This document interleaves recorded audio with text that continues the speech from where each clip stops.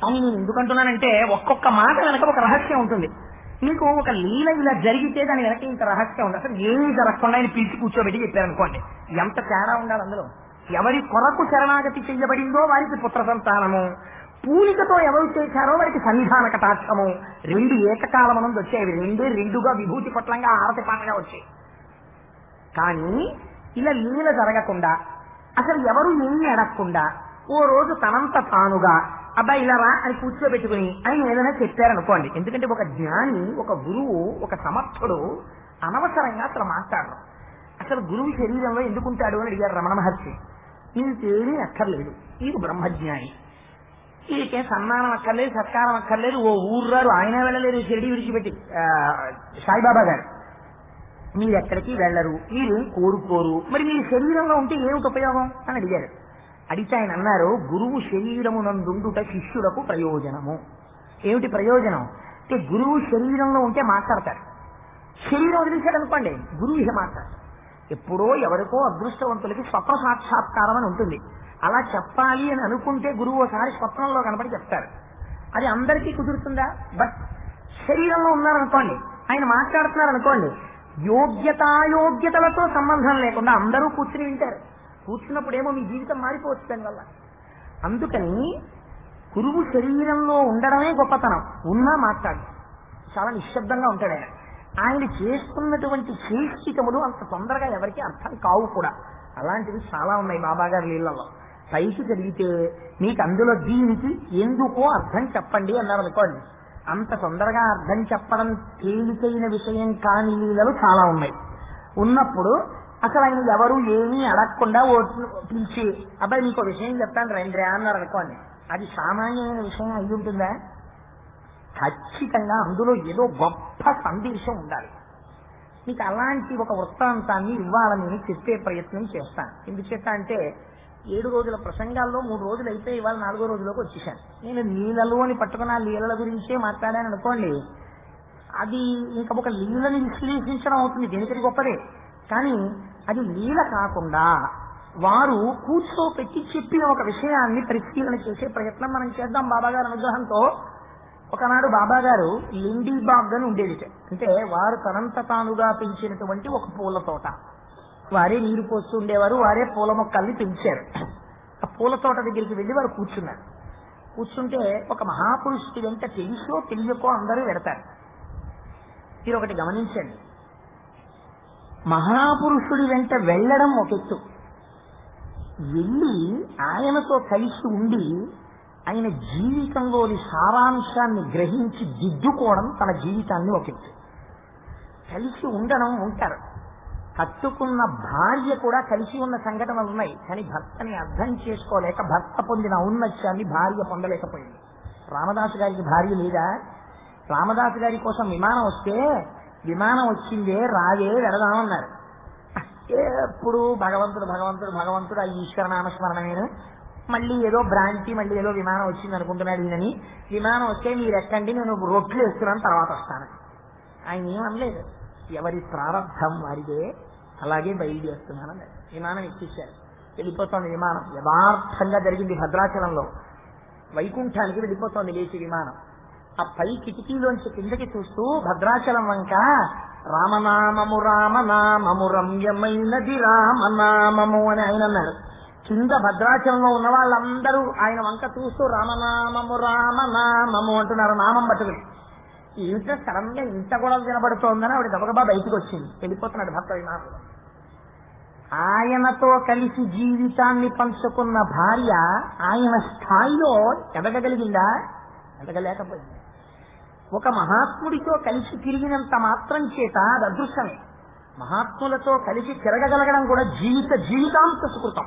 ఇన్ని జన్మల సుకృతంలో ఉంటే తప్ప సత్సంగత్వం కలగదు. జీవితాన్ని మార్చేస్తుంది సత్సంగం.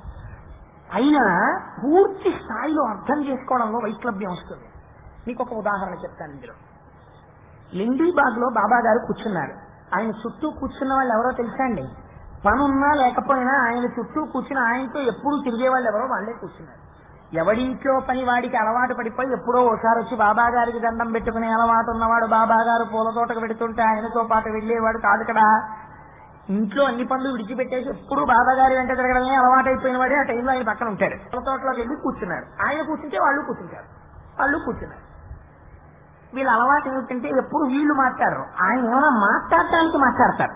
మాట్లాడడంలో కూడా గమ్మత్తుంటుంది. ఒక్కొక్కసారి ఎప్పుడూ మాట్లాడే అలవాటు ఉన్నవాడు వాడు ఉంటాడు. వాడు మాట్లాడకుండా కూర్చున్నాడు అనుకోండి, నీట్గా ఉంటుంది. ఇవాళ వాడు మాట్లాడలే అంటారు. అందుకని వాడిని మాట్లాడించాలి. వాడి బలహీనత ఏమిటో తెలుసు. రామాయణంలో హనుమండి అన్నారు అనుకోండి మీరు, వాడు వెంటనే హను అంటే జ్ఞాపకానికి వచ్చిందని ఏదో మొదలెడతాడు. అది వాడి బలహీనత. అందుకని స్పృశిస్తారు. స్పృశిస్తే వాడు మళ్ళీ మాట్లాడతారు. వాడు అప్పుడు మాట్లాడలేదు అనుకోండి, అప్పుడు వీళ్ళందరూ ఏం చేస్తారంటే ఏదో ఒకటి మాట్లాడితే బాగుండని ఇంకా వాడి వంక చూస్తూ కూర్చుంటారు. అలాగే వాళ్ళు కూర్చున్నారు. బాబా గారి వంక చూస్తూ కూర్చున్నారు. వాళ్ళు ఆయన ఏం మాట్లాడినా వాళ్ళకి సంతోషం. అది శ్రద్ధ, విశ్వాసం, పూనిక. కానీ సాబూరిలోకి వెళ్ళకపోతే విశ్వాసం వల్ల ప్రయోజనం ఏంటి? అందుకని ఇప్పుడు సాబూరిలోకి వాళ్ళని పంపించాలి. నడువడి జరగాలి. విశ్వాసముతో కూడిన ప్రవర్తన వైపుకి దిద్దాలి. కాబట్టి ఆయన మిత్రనాభం మిత్రభేదం పరవస్తు చిన్నసూరి చెప్పినట్టే ఆయన కూడా ఒక విషయం చెప్పడం మొదలెట్టారు. అబ్బాయి నాకు మీకు ఇవాళ విషయం చెప్పాలని ఉందాయా అన్నారు. అయ్యో తప్పకుండా చెప్పండి అన్నారు వీళ్ళు. ఆయన అన్నారు, నేను పూర్వం ఒకప్పుడు ఇలాగే తిరుగుతూ ఉండేవాడిని. బ్రహ్మజ్ఞానికి ఈ పని చెయ్యాలా ఈ పని చేయకూడదా వారికి ఏముండదు. వారు సాక్షి, అన్నిటికీ సాక్షిగా ఉంటారు వారు. అందుకని ఒకనాడు నేను అటు తిరిగి ఇటు తిరిగి అదిగో ఆ చివర ఉన్నటువంటి ఒక అరణ్యంలోకి ప్రవేశించాను. అక్కడ ఒక చక్కటి నీటి కయ్య ఉంది. ఒక నదో, ఒక సరోవరమో, ఒక చెరువో, ఒక నీటి కయ్యో మీరు ఏమనుకుంటే అనుకోండి. అందులో చల్లటి నీటిని చూడగానే నేను కాళ్ళు చేతులు శుభ్రం చేసుకుని అందులో స్నానం చేసి ప్రశాంతంగా హాయిగా అనిపించింది. ఒక చెట్టు కింద కూర్చున్నాను. కూర్చుని కొద్దిగా పొగాకు తీసి ఆ గొట్టంలో వేసుకుని ఆ హుక్కా పీలిద్దామని అనుకుంటున్నాను. అదొక గమ్మత్తైన అలవాటు. ఇంత బ్రహ్మజ్ఞాని ఏదో దురలవాటు ఉన్న వారిలా నటిస్తూ ఉంటారు మన్ని మాయలో పడేయడానికి. అందుకని ఆ హుక్కా పీలుద్దామని పీలుస్తున్నాను. పీలుస్తుంటే నా పక్కకి ఒక బాటసారి వచ్చి కూర్చున్నాడు. కూర్చుంటే ఈలోగా వెనక నుంచి ఒక కప్ప బెకబెకలాడడం వినపడింది. అయితే ఇదే బిగ్ క్వశ్చన్, ఒక కప్ప బెకబెకలాడితే అంటే సపోజింగ్ నేను ఆఫీస్కి వెళ్ళిపోతున్నాను అనుకోండి. వెళ్ళిపోతున్నప్పుడు అకారణంగా ఒక కప్ప బెకబెకలాడుతూ పెద్ద కప్ప ఒకటి నాకు కనపడింది అనుకోండి. అనుకోకుండా నాకు అనుమానం వస్తుంది. ఇది కప్ప వానాకాలంలో వర్షం పడితే బెకబెకలాడాలి. ఇది కప్ప ఎక్కడో బెకబెకలాడుతోంది ఏంట్రా, ఒకవేళ కానీ ఇవాళ వర్షం పడుతుందా అనుకుంటాను. ఎందుకని? ఒక క్రౌడెడ్ స్ట్రీట్ లో నేను అద్దెకుంటున్నాను కాబట్టి. అందుకని పాము కప్పని పట్టుకునే అవకాశం లేదు అక్కడ. ఒక ఐసోలేటెడ్ ప్రాంతంలో నేను ఉన్నాను అనుకోండి, అంటే నిర్మానుష్యమైన ప్రదేశంలో ఉన్నాను అనుకోండి. ఓ కప్ప వస్తోంది అనుకోండి, వెంటనే అనుమానం ఏమొస్తుంది, రేపు పాము కానీ కప్పను పట్టుకుందేమోరా అని అనుమానం వస్తుంది కదా మనకి. అందుకని బాబా గారు వింటలేదా అంటే మీరు చాలా జాగ్రత్తగా అర్థం చేసుకోవాలి ఆయన చెప్పిన విషయాన్ని. బాబా గారికి వినపడింది, ఆయన ఏం దాని గురించి ప్రస్తావన చేయదు. ఆయన స్నానం చేసి కుక్కా పీల్చుకుంటూ కూర్చున్నాడు. అటుగా వచ్చిన బాటసార్ అన్నాడు, కప్ప ఎందుకంత బెకబెకలాడుతోంది అన్నాడు. వాడు నాలాంటి వాడు. వాడికి ఏమిటంటే భయం. ఇది అడిగి కదా పంప తీసి కప్పని ఏదైనా పాము పట్టుకుందేమో. కప్పని పాము పట్టుకుంది అనుకోండి, వీడికి ఏమిటి బెంగ అంటే వీడి బెంగ ఏంటంటే అక్కడ పాము ఉందన్నమాట దగ్గరలో, అది బెంగ. అది ఏమో కప్పను వదిలికొస్తే. అందుకని కప్ప ఎందుకు బెకబెకలాడుతోందని వాడు బాబా గారిని అడిగాడు. అడగడంలో ప్రశ్న కాదు, జ్ఞాపకం పెట్టుకోండి. కప్ప ఎందుకు బెకబెకలాడుతోంది అని ఒక బ్రహ్మజ్ఞాన్ని అడిగితే కప్ప ఫలానా కారణం ఒక బెకబెకలాడుతున్నది అని నేను చెప్పాను అనుకోండి, అంతకన్నా అర్థం లేని విషయం ఇంకోటి ఉంటుందా? అది సంసారమునందు మగ్గులైన వాడి ప్రథమ భయం మృత్యువు. సంసారమునకు అతీతుడై సాక్షిగా ఉన్నవాడికి లేని భయం మృత్యు భయం. అందుకని ఆయన స్నానం చేసి అక్కడ కూర్చున్నారు. వీడు వచ్చాడు అక్కడికి. ఇద్దరిలో తేడా చూడండి. కప్ప బెకబెకలాడుతోందని బాబా గారికి తెలుసు, కప్ప బెకబెకలాడుతోందని వీడికి తెలుసు. ఆయన ఆ మాట చెప్పలేదు, వీడు ఆ మాట చెప్పాడు. ఎందుకు చెప్పాడంటే కప్ప ఇంత నిర్మానుష్య ప్రదేశంలో బెకబెకలాడుతోందంటే దాని కంఠంలో ఒక భయంతో కూడిన ధ్వని వినపడుతోంది. అంటే పాము మిగుతోందేమో అని వీడికి అనుమానం. ఆయన అన్నారు, నాకు తెలుసు ఆ కప్ప ఎందుకు బెకబెకలాడుతోందో, దాన్ని ఒక పాము మింగబోతోంది నాకు తెలుసు అన్నారు. అంటే వీడికి ఇప్పుడు పాము కానీ ఉందేమో ఇంతకుముందు భయపడ్డాడు. ఇప్పుడు ఈ మాట అంటే వీడికి అనుమానం వచ్చింది. మనిషి ప్రవర్తన ఎలా ఉంటుందో చూడండి. ఆయన పెద్ద ఆయనండి, ఆయన ప్రసంగం బాగుంటుంది రండి అన్నారు అనుకోండి. మీరు ఎవరో ఒక సాధు పురుషుడు వచ్చాడు కాషాయం కట్టుకుని, ఆయన మహానుభావుడు, వారు మంచి మాటలు చెప్తారు రండి అన్నారు అనుకోండి. వారు ఓ మాట చెప్పారనుకోండి, మనకి వెంటనే అనుమానం వస్తుంది. ఏమంటే ఆయన చెప్పినంత నిజమేంటారా అనుమానం ముందొస్తుంది మనకి. అందుకని వీడు ఏం చేశాడంటే కప్పని పాము పట్టుకున్నది అని బాబాగారు అన్నారు. వీడు వెళ్ళి చూసొచ్చాడు. వీడికి ఎందుకది ఆయన మాట నమ్మాడు అనుకోండి, వాడు ఎలా కొడబట్టలేదు.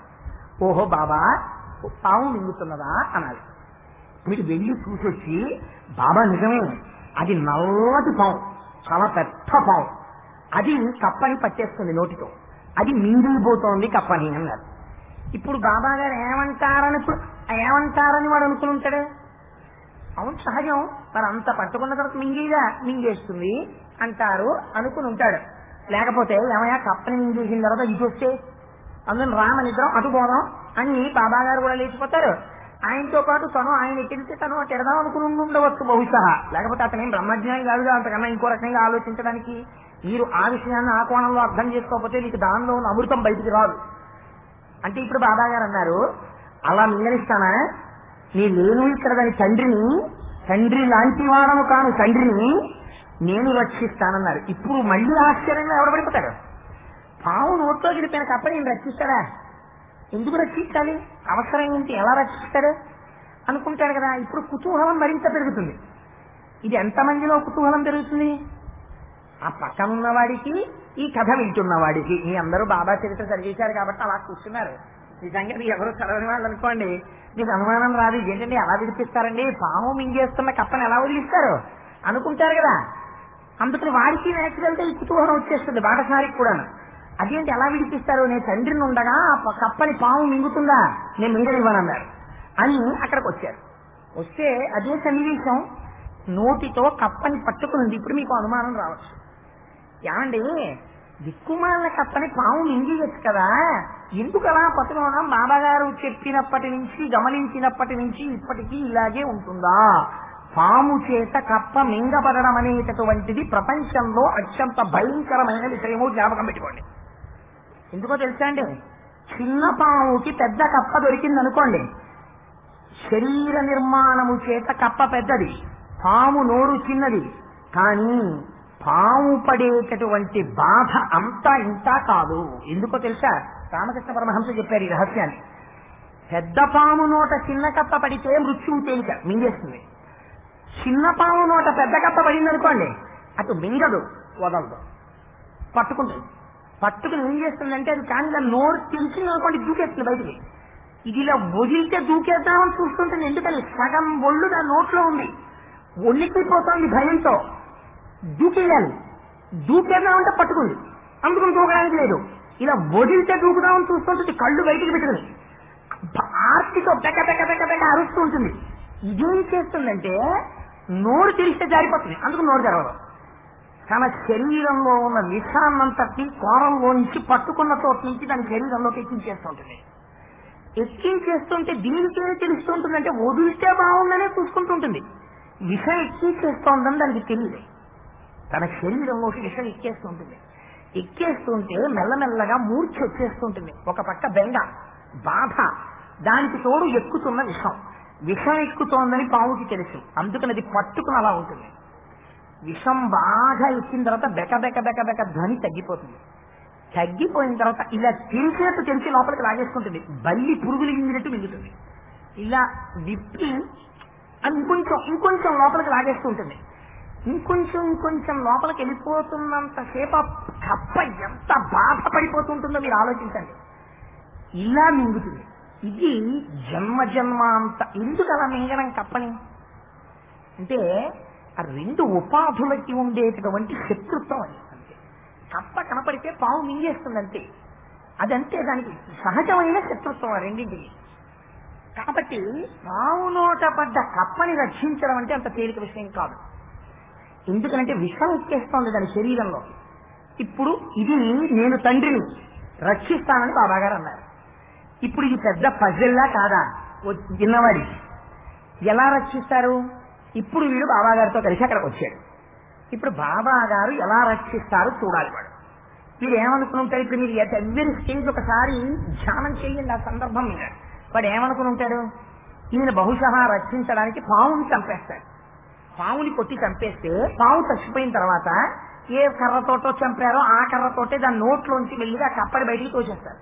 తోసేస్తే ఆ కప్పకి ఎంచుకుంటూ పోతుంది. ఇంతకన్నా can you imagine any other methodology by which a frog that has been that is going to be eaten away by a snake can be saved?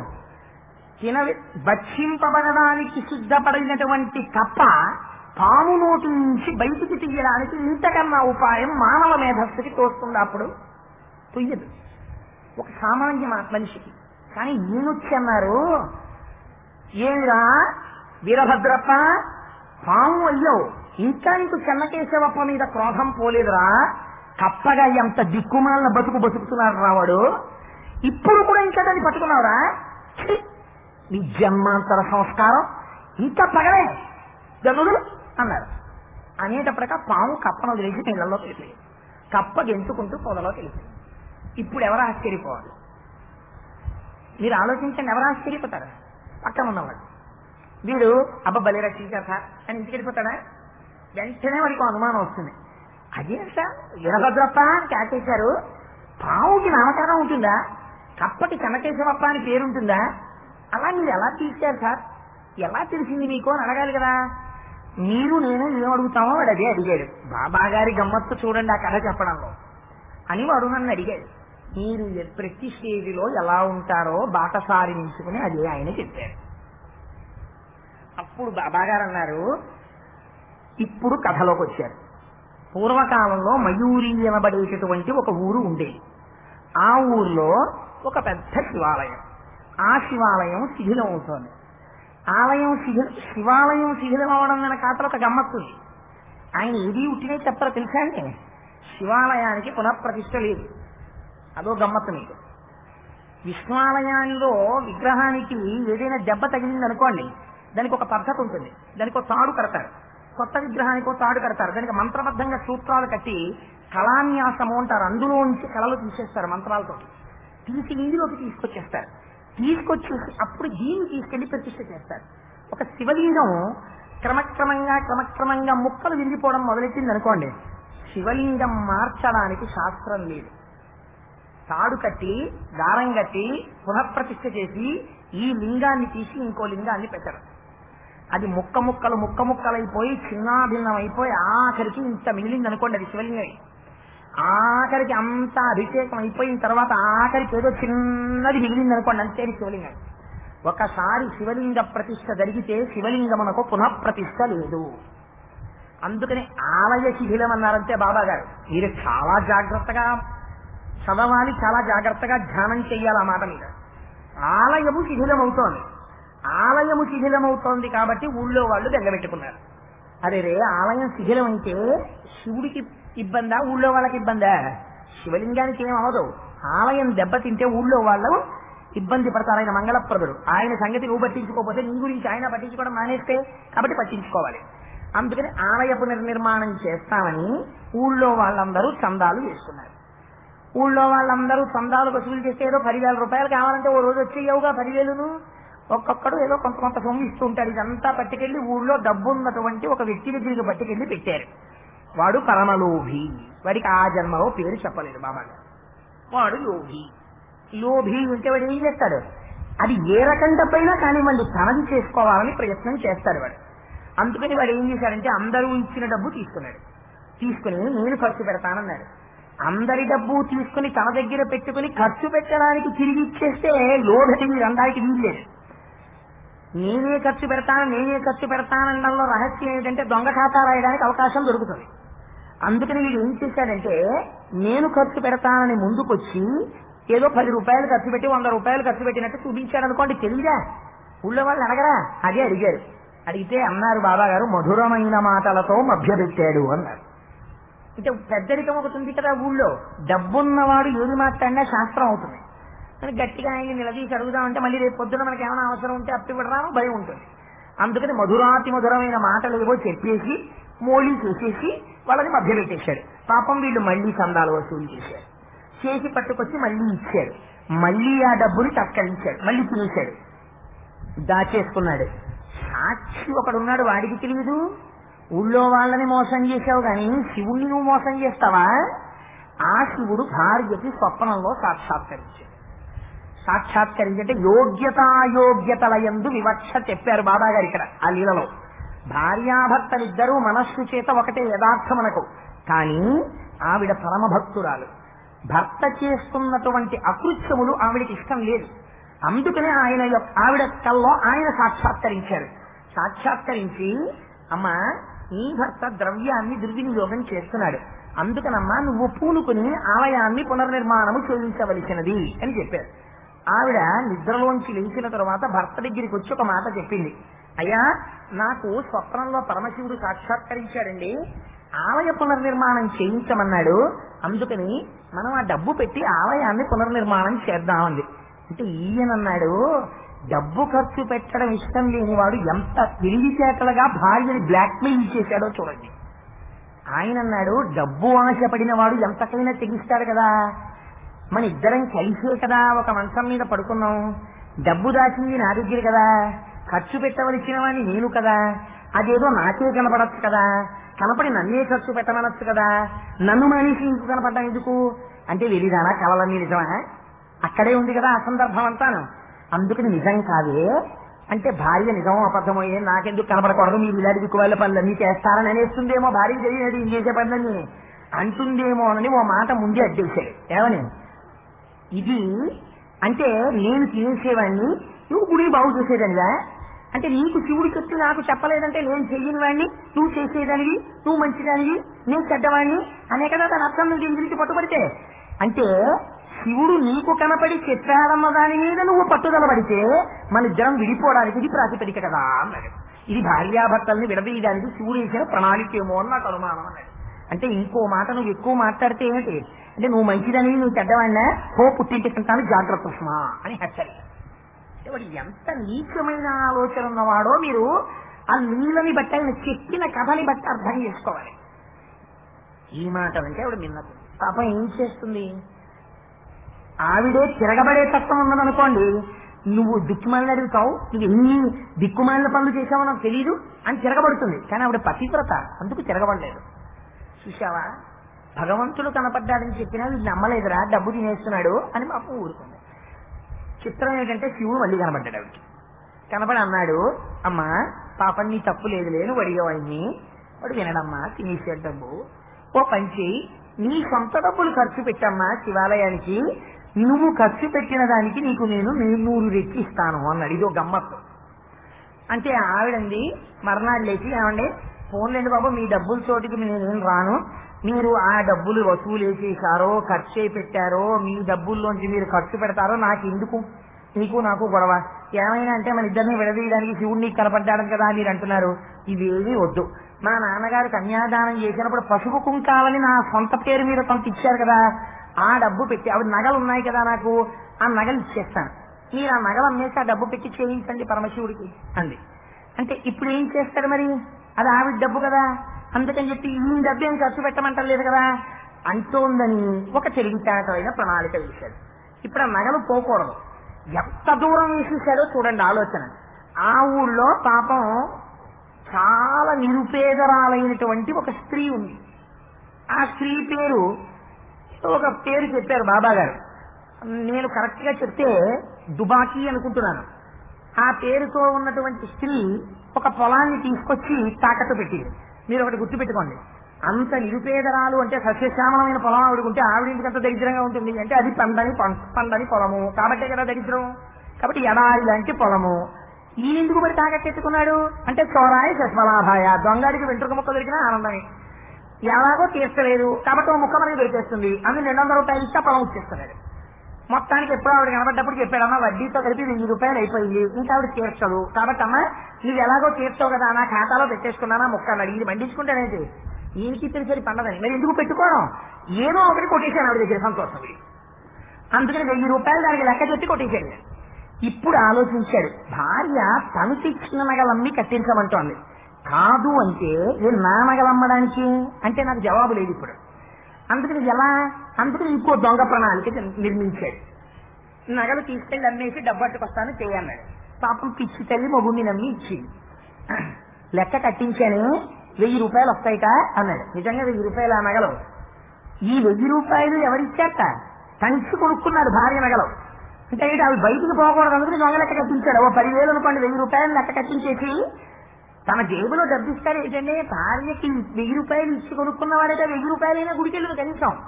ఏం అంటే 1,000 రూపాయలు ఇచ్చి ఈ నగలు నేను కొనేస్తాను, ఇప్పుడు ఇంకా నువ్వు నోరు ఇచ్చి నా దుంగి అనడానికి మీ దగ్గర ఏం లేదని. అది వాడి గమ్మత్తు. కొనేసాను, ఎప్పుడైనా నేను నీ మెడలో పెడితే పెడతా, ఇంకెప్పుడు మా తండ్రి గారు ఇచ్చిన పసుపు కుంకాలు అనకం.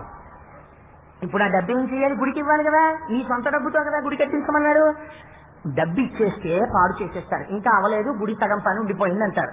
అందుకని పనికొస్తుందని ఒక పొలం ఒకటి 1,000 రూపాయలకి కొన్నాను. ఏది ఇది ఎందుకు పనికిరాని పొలం ఒకటి ఆ దుబాకీ దగ్గర పుచ్చుకున్నాడు కదా, అది గుడికి ఇచ్చేశారు అని ఈ పనికిరాని పొలాన్ని ఆ గుడి పూజారి గారికి ఇచ్చారు. వాడు ఎంత తెలివైన వాడో మీరు చూడండి. అంటే ఇవన్నీ ఎక్కడి నుంచి వచ్చిన తెలివితేటలు? సావు తెలివితేటలు అంటారు. ఎందులోంచి వచ్చాయి? కామంలోంచి వచ్చాయి. మహానుభావుడు ఎంత గొప్ప కథ సృష్టించారో చూడండి. ఆయన డబ్బు సంపాదించడానికి భార్య కూడా ఒక మార్గమే అయి కూర్చున్నాయి. ఎలా? భార్య నగలు కనుకొన్నాడు దొంగరేసుకి, ఆ డబ్బు గుడికి ఇవ్వలేదు.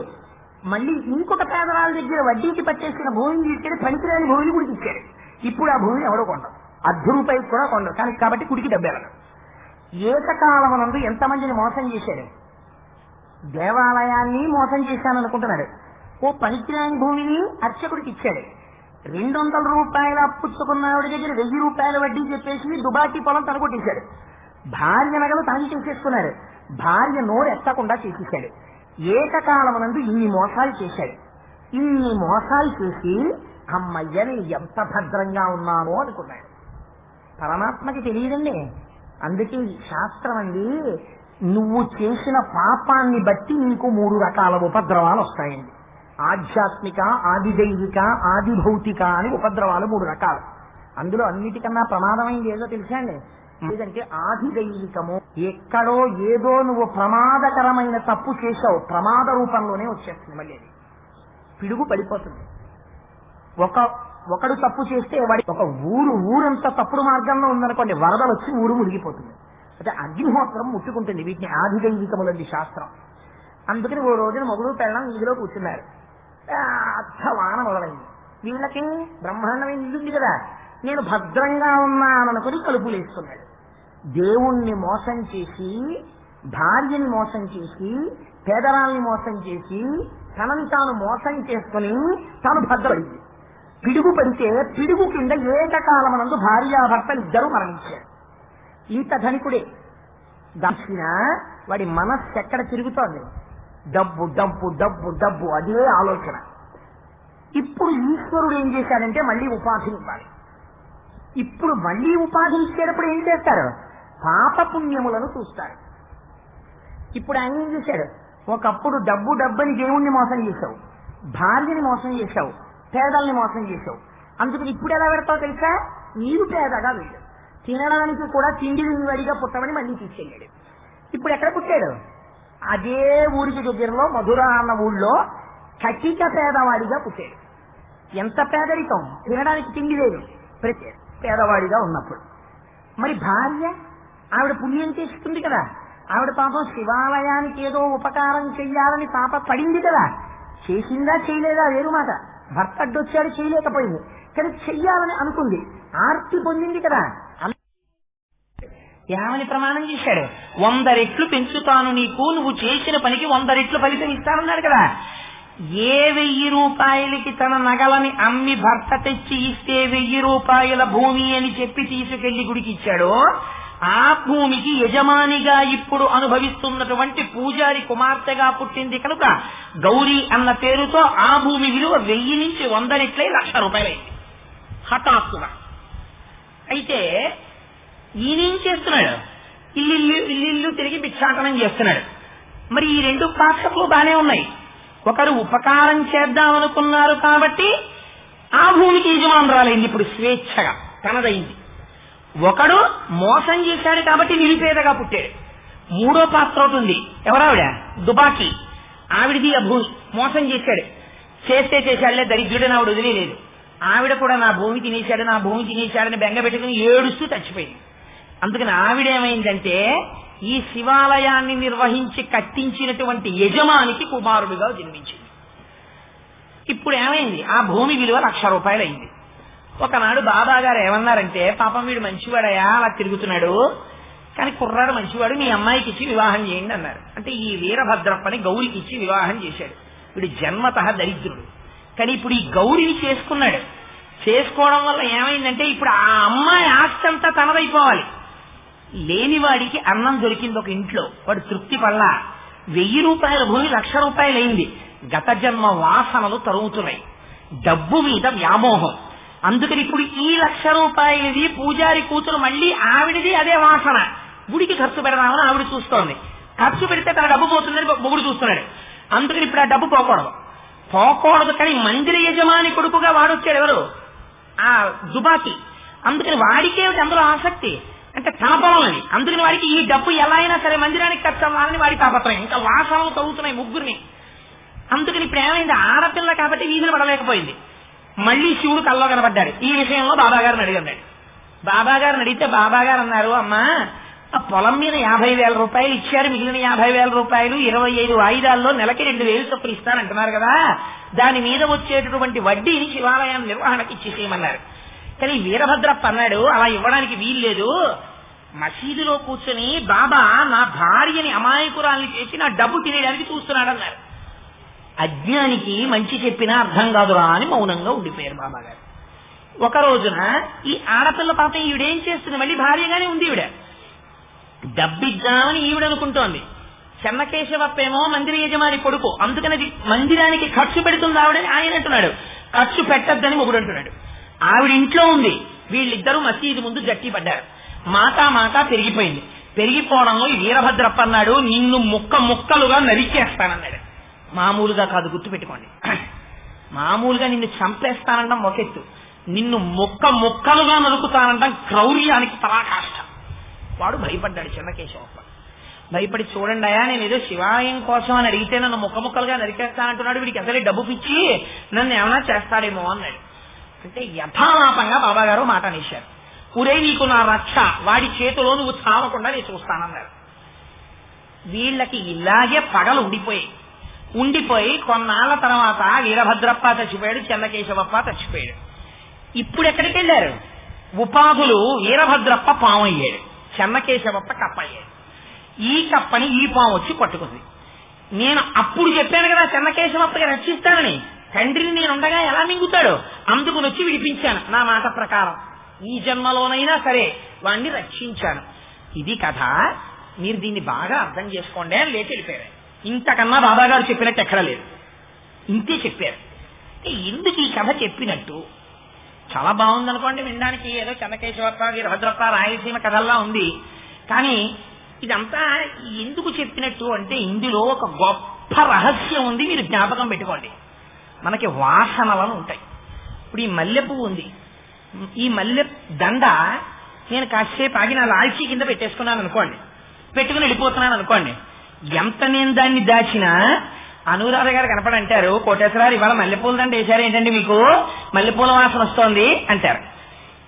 వాసన బట్టి వస్తువుని ఎలా కనిపెట్టారు అంటే, వాసనకి వస్తువుకి అభేదం అయిపోయింది, రెండు ఒకటైపోయాయి. మనం కూడా ఏమైపోతామంటే జన్మజన్మాంతర సంస్కారంలో ఒకే వస్తువు మీద మోజు పెంచుకుని 3 రకాలుగా వెళ్ళిపోతాయి వాసనలను. అసలు 9, దాన్ని 3లోకి తీసుకొచ్చింది శాస్త్రం. దేహవాసన, శాస్త్రవాసన, లౌకిక వాసన. ఈ 3 ఎక్కడో అక్కడ స్టకప్ అవుతాడు. దేహవాసన అంటే అబ్బా నేను ఎంత బాగుంటానో. కొంతమంది చూడండి, శరీరాన్ని ఇలాగే ఉంచేసుకుందామన్న భ్రాంతిలో ఆఖరికి ఈ శరీరంతో నిర్వర్తించవలసిన ప్రాథమిక బాధ్యతలు కూడా పక్కన పెట్టేస్తారు. ఎందుకంటే దిక్కుమాలందం ఏదో ఉండిపోతుందని. ఇది దేహవాసన. రెండవది శాస్త్రవాసన. కొంతమంది అలా పుస్తకాలు చదివేస్తూనే ఉంటారు. ఎందుకు? పూజా పునస్కారం చేయరు. అలా పుస్తకాలు చదివేసి ఏదో భగవంతుడిని తెలిసేసుకుందామని. జ్ఞాపకం పెట్టుకోండి, మితిమీరిన గ్రంథ పఠనము ఒక దురలవాటు. అది ఏమైపోతుందంటే కొన్నాళ్ళకి పుస్తకంలో పురుగై పుడతాడు. ఎటువైపు వెళ్ళిపోవాలి? అనుష్ఠానం వైపుకి వెళ్ళిపోవాలి. క్రమంగా వెళ్ళిపోకుండా పుస్తకాలు చదవడమే అలవాటు ఉండిపోయింది అనుకోండి, అది కూడా ఒక దురభ్యాసం అయిపోతుంది. శాస్త్రవాసన. మూడవది ఏమవుతుంది? లోకవాసన, తన భార్య యందు బిడ్డల యందు ఐశ్వర్యమునందు వ్యామోహం. ఇది ఎవరికెళ్ళింది? మొట్టమొదట లోభికెళ్ళింది. అందరినీ మోసం చేశాడు, పిడుగుపడింది, చచ్చిపోయాడు. పిడుగుపడి చచ్చిపోయే ముందు నోటీస్ ఏమైనా ఉంటుందా నువ్వు చచ్చిపోతున్నావని? ఓ హార్ట్ అటాక్ వస్తే పోయినా కొంచెం తెలుస్తుంది, ఓ క్యాన్సర్ వస్తే కొంచెం తెలుస్తుంది, పిడుగుపడితే ఎలా తెలుస్తుందండి? బాబా గారు చెప్పడంలో అందం ఏంటంటే పిడుగుపడి చచ్చిపోయాడు అన్నారు. సడన్ గా చచ్చిపోయేటప్పటికీ కూడా వాడి చిట్ట చివరి ఆలోచన దేని మీద ఉండిపోయిందో దానికి తగిన ఉపాధిలోకి వెళ్తాడు. అంటే వాడి ఆలోచన దేని మీద ఉండిపోయింది? డబ్బు మీద ఉండిపోయింది. అందుకని వెళ్ళిపోయాడు. పేదవాడిగా పుట్టాడు, చేసిన పాపం ఉంది, డబ్బు కోసం తాపత్రయం ఉంది. అందుకని పేదవాడిగా పుట్టాడు, డబ్బు గురించి వ్యామోహపడుతుంటాడు. ఆ అమ్మాయి కూడా చచ్చిపోయింది. ఎలా చచ్చిపోయింది? అయ్యో నేను శివాలయానికి ఉపకారం చెయ్యలేకపోయాను, ఓ పనికి మాలిన పొలం తీసుకెళ్లి ఇచ్చాడు, ఆ ఆలయం శిథిరం అయిపోతుంది, నేనేం చేయలేకపోయాను అన్న బాధతో చచ్చిపోయింది. అందుకని ఆ పొలంతో మళ్లీ ఏదో చెయ్యగలిగిన అధికారం ఉన్న శివాలయ అర్చకుడి కుమార్తెగా పుట్టింది. అందుచేత రోజు అంతరాలయంలోకి వెళ్లి దండం పెట్టుకుని శివాలయంలో ఉన్న ప్రసాదం తినే అదృష్టాన్ని పొందింది. ఓ మెట్టు పైకి ఆవిడ ఎక్కింది, 100 మెట్లు కిందకి జారిపోయాడు వాసనల వల్ల కదా. ఏ వాసన వెంట తరిగిందో అది మార్చేస్తోంది పొజిషన్స్ ని. ఆవిడ 200 రూపాయలకి తాకట్టు పెట్టింది, పోయింది పొలం. వాడు తాకట్టు అయిపోయింది, పోతే పోయింది దిక్కుమైన పొలం, వాడు అంతే అని చెప్పి ఆవిడ ఈశ్వర ఆరాధన చేసుకుని ఆవిడ పిడుగు వల్ల సావలా. ఎలా చచ్చిందో బాబా గారు చెప్పాల. కానీ ఆవిడ నిజంగా కానీ ఏదో ఆలోచిస్తూ చచ్చిపోయి ఉంటే ఇంకోలా పుట్టేది. ఆవిడ కూడా నా పొలం 200 రూపాయలకి పెడితే 1000 రూపాయలకి తినేశాడు, 200 రూపాయలకి పెడితే 1000 రూపాయలకి తినేశాడని ఆయన మీద క్రోధం పెట్టుకు చచ్చిపోయింది. అందుకని మళ్లీ క్రోధం సాధించడానికి మందిర యజమాని కొడుగ్గా పుట్టింది. నిరంతర ప్రసాద స్వీకార దర్శన భాగ్యములను పొందినట్టు లేదు. కాబట్టి ఏమైంది? ఆ జన్మలో పగలు వైరాల్లోంచి మొట్టమొదట ఎవరు విడిపడ్డారో గౌరి విడిపోయింది, ఈశ్వరార్చన వైపుకి వెళ్ళిపోయింది. వీళ్ళిద్దరు ఏమయ్యారు? దెబ్బలాడుకుంటూనే ఉన్నారు. ఇది ఇప్పుడు ఏమైపోయింది? రోడ్డున పడి మహాత్ముడి సన్నిధిలో దెబ్బలాడుకోవడానికి వచ్చింది. ఒకడు తెలిసో తెలియపోయిన కాళ్ళు అట్టుకున్నాడు, నిన్ను రక్షిస్తానన్నారు. వీడికి ఆ ఇంగిత జ్ఞానం కూడా లేదు, నిన్ను ముక్కలు ముక్కలుగా నరుకుతానన్నాడు. వచ్చే జన్మలోకి మళ్లీ వెళ్ళారు. ఒకసారి ఐశ్వర్యమున్న మనుష్యుడు, రెండవసారి ఇంకొంచెం దిగిపోయాడు. నిరుపేద అయిన మనుష్యుడు, వాసన మార్చుకోలేదు. ఇప్పుడు ఏమయ్యాడు? పాము. ఒకళ్ళు చూస్తే భయపడే స్థితికి వెళ్ళిపోయాడు. ఎందుకని?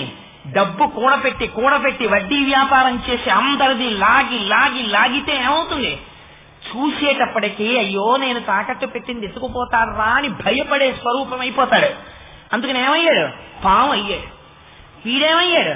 వాడితో గొడవ పెట్టుకున్నాను, వాడు నన్ను ఏం చేస్తారో అని పిరికితనం పెట్టుకున్నాడు, తప్పయ్యాడు. ఇప్పుడు ఈ శత్రుత్వం ఎక్కడికి వెళ్ళింది? జ్ఞానంతో కూడుకున్న శత్రుత్వం కాదు. దేనికోసం కొట్టుకోరు వాళ్ళిద్దరు, సహజంగా శత్రుత్వం అంతే. పాము కప్ప కనపడితే పట్టేసుకుంటుంది. ముక్కలుగా నరుకుతానన్నాడు, అందుకే కొద్దిగా మింగుతాడు, ఒక్కసారి చంపడం. ఏరా ఇది మీకు 3వ జన్మ. 3 జన్మల నుంచి మీరు ఒక్కొక్క మెట్టు జారిపోతున్నారు, పతనం వైపుకి వెళ్ళిపోతున్నారు. కానీ మిమ్మల్ని మీరు ఉద్ధరించుకోలేదు. మిమ్మల్ని మీరు ఏం చేస్తున్నారు? ఇంకా అదే కక్ష. వాడు చెన్నకేశవప్పగా వచ్చాడు, ఎంత దరిద్ర జీవితం రా వాడిది అని అడిగారు బాబాగారు. ఏమిటి దరిద్ర జీవితం? నీళ్లలో ఉంటాడు, పాము మింగేస్తుంది. పైకి వస్తాడు, కాకులు పొడి చేస్తాయి. 2 రకాలుగానూ సుఖం లేదు. పురుగులు తిని బతుకుతూ ఉంటాడు నీళ్లలో. అంతకన్నా కప్పేమి అనుష్ఠానం చేసిన పళ్ళేం తిందని. పాము ఎవరు చూసినా భయమే. అది నీళ్లలో తిరుగుతుంది, భూమిలో తిరుగుతుంది. కానీ ఎవరికన్నా కనపడతానేమోనని ఎప్పుడు పాము ఏమిటో తెలుసా అండి? తనిల్లు తాను కట్టుకోదు. చీమలు పొట్టిన పుట్టలు పాములకి రువైన ఎట్లు ఇంకొకరిది తాను తీసేసుకుంటూ ఉంటాడు. ఆ చీమలు ఏం చేస్తాయి? భయపడి పారిపోతాయి. ఎవడో కట్టుకున్నాడు, అవసరానికి నీ దగ్గరికి డబ్బుకి వచ్చాడు, వడ్డీ వేసి వాడిది నీది చేసుకున్నావు, వాడింట్లో నువ్వు ఉండడం అలవాటు చేసుకున్నావు. అందుకని చీమ పెట్టిన పుట్టలో ఉన్న పాముగా బతుకుతున్నావు. కానీ జన్మాంతర వైరం ఉపాధి వైరం అయిపోయింది. ఇప్పుడు పాము కప్ప పట్టేస్తాయి అంతే, అందుకని కొట్టుకుంటున్నాయి. ఎంత దారుణం రా! సర్వోత్కృష్టమైన మనుష్య జన్మని పొందారా? ఉపకారం చెయ్యడం చేత కాక దిక్కుమాలిన పాము కప్పలయ్యారా? ఇప్పటికీ ఇంకా కొట్టుకుంటూనే ఉన్నారా? ఇప్పుడు కూడా కప్ప చచ్చిపోయింది అనుకో, నీ నోట్లో పాము నన్ను తినేస్తోంది అని బెంగెట్టుకు చస్తుంది. అది వచ్చే జన్మలో ముంగిసవుతుంది కక్ష తీర్చుకోవడానికి. నువ్వేమవుతావు? ఓ పిల్ల పాము బృగపాము అయి దాని నోట్లో పడి చస్తావు. మళ్ళీ అప్పుడు నువ్వు మళ్ళీ ఏడుస్తావు. పగలు ప్రతీకారాలతో ఇంకా ఇంకా ఇంకా ఇంకా హీన జన్మంలోకి వెళ్ళిపోతున్నారు. సర్వోత్కృష్టమైన మనుష్య జన్మ వస్తే మాత్రం మీ వాసనలు మిమ్మల్ని ఎదగనిచ్చాయా? ఎందుకురా ఈ వాసనలు? కాబట్టి నీ మనస్సుని తిప్పడం నేర్చుకో. ఎలా తిప్పుకుంటావు? మరి ఏమండి, శరీరం మీద, భార్య మీద, ఐశ్వర్యం మీద వ్యామోహం ఉండదా? మరి మమ్మల్ని ఇలా పడతోసేస్తే ఎలా అంటే, బాబా గారు లీల చెప్పి వదిలిపెట్టరు, అద్భుతమైన సమాధానం చెప్పారు. మన్ని మనం ఎలా ఉద్ధరించుకోవాలో, ఎలా ఈ వాసనల నుంచి బయటపడాలో చెప్పారు. ఎక్కడ చెప్పారు? ఎవరికి చెప్పారు? మీరు పారాయణ చేస్తే కలుపుకోవడంలోనే పులహారం కట్టుకోవడానికి అందం ఉంది. ఎవరికి చెప్పారు ఇది? ఇది హేమాద్రి పంతుకి చెప్పారు. ఎప్పుడు చెప్పారు? ఎక్కడ చెప్పారు? ఎలా చెప్పారు? ఏ పరిష్కారం చెప్పారు? ఇంత గొప్ప ప్రశ్నకి వారు చెప్పిన జవాబేమి, ధుని ఏమి, విభూతి ఏమి, దక్షిణ ఏమి? ఈ రహస్యాల్ని రేపటి రోజున బాబా గారు నాకు సమర్థతనిచ్చి పలికించుగాక. ఒక్క 5 నిమిషములు నామం విని మనం బయలుదేరిపోదాం. అయ్యా వచ్చి ఆ నామం చెప్పండి.